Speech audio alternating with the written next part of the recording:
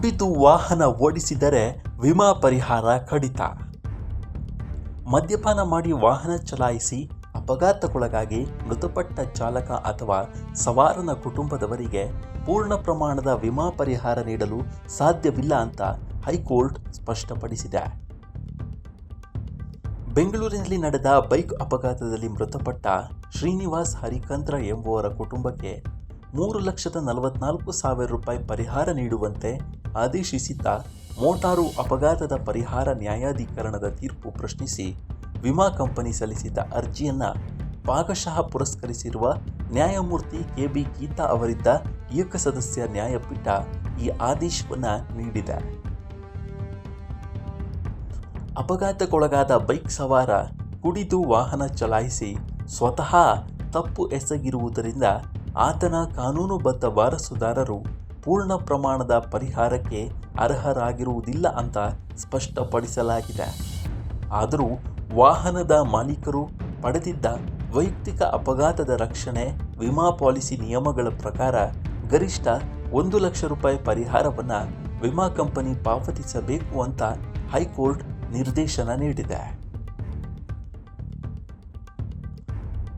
ಇನ್ನು ಈ ಪ್ರಕರಣದ ಹಿನ್ನೆಲೆಯನ್ನು ನೋಡೋದಾದರೆ 2015 ಫೆಬ್ರವರಿ 5ರಂದು ಶ್ರೀನಿವಾಸ್ ಹರಿಕಂತ್ರ ಎಂಬುವರು ಬೈಕ್ನಲ್ಲಿ ಹಿಂಬದಿ ಸವಾರನೊಂದಿಗೆ ಬನಶಂಕರಿಯಲ್ಲಿ ಹೋಗುತ್ತಿದ್ದಾಗ ನಿಯಂತ್ರಣ ತಪ್ಪಿ ವಿದ್ಯುತ್ ಕಂಬಕ್ಕೆ ಡಿಕ್ಕಿ ಹೊಡೆದಿದ್ರು. ಗಂಭೀರ ಗಾಯಗೊಂಡ ಶ್ರೀನಿವಾಸ್ ಸ್ಥಳದಲ್ಲೇ ಮೃತಪಟ್ಟಿದ್ರು. ಮೃತನ ಕುಟುಂಬಸ್ಥರು ನ್ಯಾಯಾಧಿಕರಣಕ್ಕೆ ಅರ್ಜಿ ಸಲ್ಲಿಸಿ 3,44,000 ಪರಿಹಾರ ಪಡೆದುಕೊಂಡಿದ್ರು.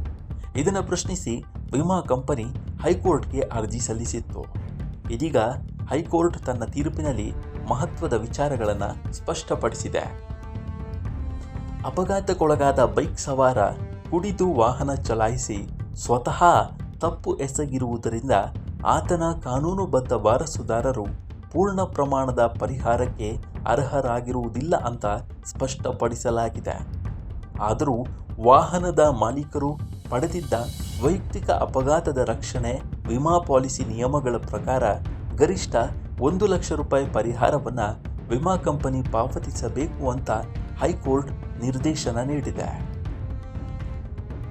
ಮೃತನ ಕುಟುಂಬಸ್ಥರು ನ್ಯಾಯಾಧಿಕರಣಕ್ಕೆ ಅರ್ಜಿ ಸಲ್ಲಿಸಿ 3,44,000 ಪರಿಹಾರ ಪಡೆದುಕೊಂಡಿದ್ರು. ಇದನ್ನು ಪ್ರಶ್ನಿಸಿ ವಿಮಾ ಕಂಪನಿ ಹೈಕೋರ್ಟ್ಗೆ ಅರ್ಜಿ ಸಲ್ಲಿಸಿತ್ತು. ಇದೀಗ ಹೈಕೋರ್ಟ್ ತನ್ನ ತೀರ್ಪಿನಲ್ಲಿ ಮಹತ್ವದ ವಿಚಾರಗಳನ್ನು ಸ್ಪಷ್ಟಪಡಿಸಿದೆ.